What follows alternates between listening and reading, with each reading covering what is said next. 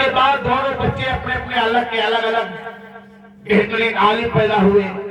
آپ کے جو بڑے بھائی تھے محمد غزالی، ایک کا نام تھا احمد غزالی. تو جو محمد غزالی رحمۃ اللہ علیہ تھے، ایک مسجد کے بہت بڑے امام جا کر بنے، بہت بڑے مقرر بنے.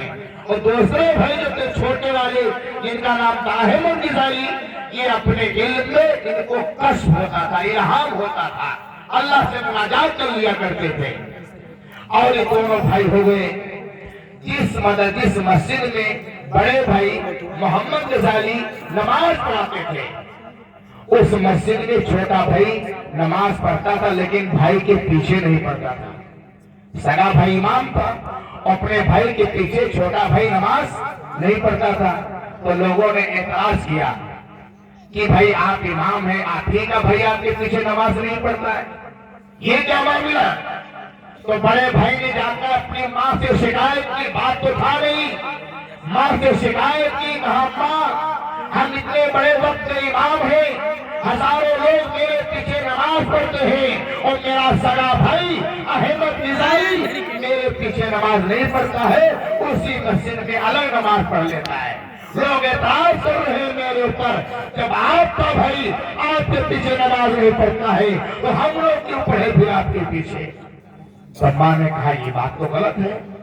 تو ماں نے بلایا دونوں بیٹوں کو، اور چھوٹے بیٹے سے کہا بیٹا نماز کیوں نہیں پڑھتے بھائی کے پیچھے؟ تو چھوٹے بیٹے نے کہا اماں ٹھیک ہے، کل سے نماز پڑھیں گے. بس پھر نماز پڑھنے گئے، پیچھے نیت باندھی بھائی کے پیچھے، اور ایک رکعت پڑھی، دوسری رکعت میں نیت توڑ کے اپنی الگ سے نیت باندھ لی. اب تو اور غضب ہو گیا، پہلے وقت تو پڑھتا نہیں تھا، وہ اچھا تھا، آج پڑھا تو نیت توڑ دی. اب سارے مسجد میں کوہرام مچ گیا کہ آپ کے بھائی نے نماز پڑھتے نہیں تھے، پڑھی تو نیت توڑ کے دوبارہ پڑھ گئے، یہ کیا معاملہ ہوا؟ پھر بڑا بھائی گھر گیا، ماں سے شکایت کی. ماں نے دونوں بھائیوں کو بلایا، دونوں بیٹوں کو بلایا، اور کہا بھائی تم نے نماز کی نیت باندھی پھر کیوں توڑ دی؟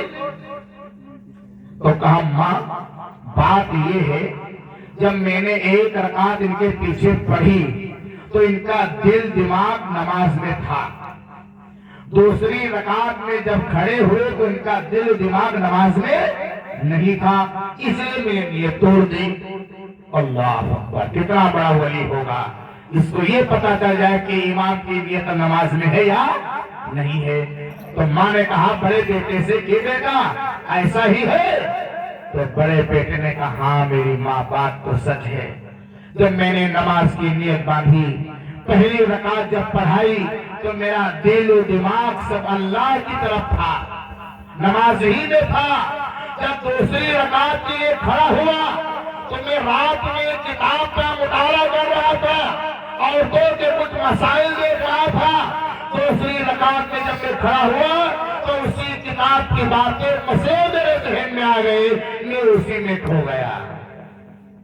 تو ماں نے سر پہ ہاتھ رکھا اور ماں رونے لگی، اور ماں نے کہا ہائے اللہ، ہائے اللہ، میرے تو دونوں بیٹے برباد ہو گئے، میرے تو دونوں بیٹے خراب ہو گئے.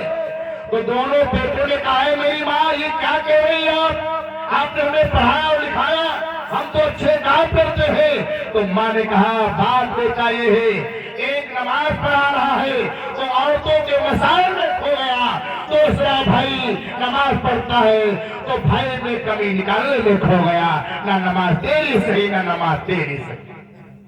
کیا معاملہ ہو گیا؟ ایک نماز میں مسائل دیکھتا ہے، دوسرا بھائی کی کمی کو تلاش کرتا ہے. ماں نے کہنے کا مطلب ہے، ایک ماں نے اپنے بچوں کی اتنی تربیت کی ہے، اتنے پائے درجے سے پہنچایا ہے، پھر ماں یہ حال کر رہی ہے. آج ہماری مائیں، آج ہماری بہنیں اپنے بچوں کی تربیت کیا کرتی ہیں؟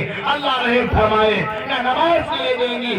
پہلے زمانے کی عورتیں جو ہوا کرتی تھی، سب سے زیادہ اولاد کو نیک بنانے میں جو کردار ہوتا ہے ماں کا ہوتا ہے، باپ کا نہیں ہوتا ہے. ماں کا کردار ہوتا ہے. ماں جب نیک ہوگی تو اولاد نیک بنے گی، اور گھر میں برکتیں جبھی آتی ہیں جو عورتیں نیک ہوتے ہیں۔ اللہ کے نبی نے محفل میں بیٹھے ہوئے تھے، صحابہ بھی بیٹھے ہوئے تھے، اللہ کے نبی نے سوال کیا، وہ کہا بتاؤ دنیا کا سب سے امیر آدمی کون